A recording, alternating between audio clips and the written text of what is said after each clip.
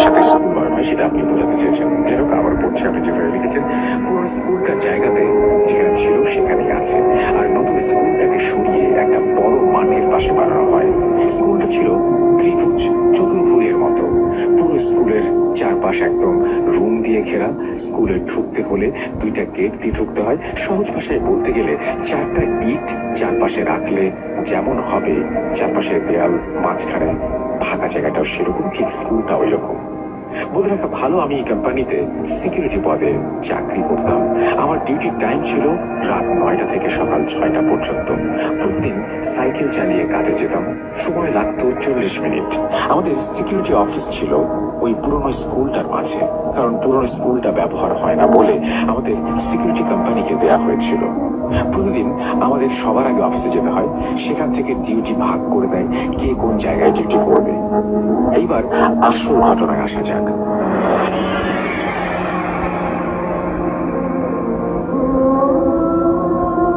1-3-2022, তখন 9টা। আমি আমার সাইকেল নিয়ে ডিউটির উদ্দেশ্যে রওনা দিলাম। যথারীতি 9টা 45-এ অফিসে গিয়ে উপস্থিত হই। সবাইকে সবার ডিউটি জায়গা বলে দেওয়া হচ্ছে। একে একে সবার ডিউটি বলে দেওয়ার পর আমি রয়ে গেলাম। আমায় অফিসের স্যার ডেকে বললেন, কোম্পানি থেকে অর্ডার এসেছে নতুন স্কুলে আজকে আমাকে পাহারা দেবার জন্য, কারণ স্কুলে অনেক কম্পিউটার এসেছে, সেগুলো দেখে রাখতে হবে। আমি বললাম, স্যার স্কুলটা তো একদম চতুর্ভুজের মতো, 4 কোণা বিশিষ্ট। সেই স্কুলে ডিউটি করতে হলে স্কুলের গেটের ভেতরে করতে হবে। স্যার বললেন, তাই তোমার চাবি দিচ্ছি গেটের, তুমি সকালে আবার জমা দিয়ে যাবে।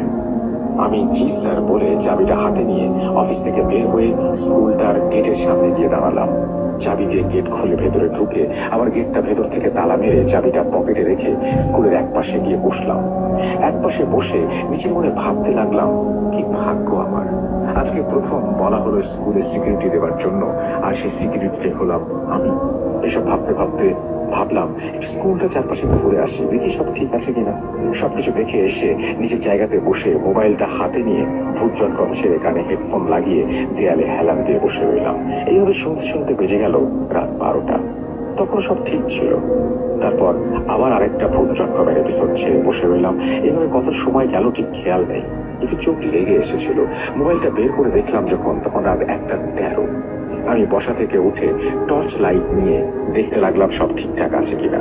আমি স্কুলের ডান পাশ থেকে শুরু করে হাঁটা শুরু করলাম, এবং একসময় হাঁটতে হাঁটতে স্কুলের ওয়াশরুমের কিছুটা দূরে থেকে কেমন যেন একটা আওয়াজ ভেসে আসছিল, শুনতে পেলাম। মনে হচ্ছিল কেউ পান্ডি কলটা ছেড়ে দিয়েছে। আমি রীতিমতো ঘাবড়ে গেলাম। মনে হলো এই স্কুলে আমি ছাড়া কেউ নেই। আমি নিজের হাতে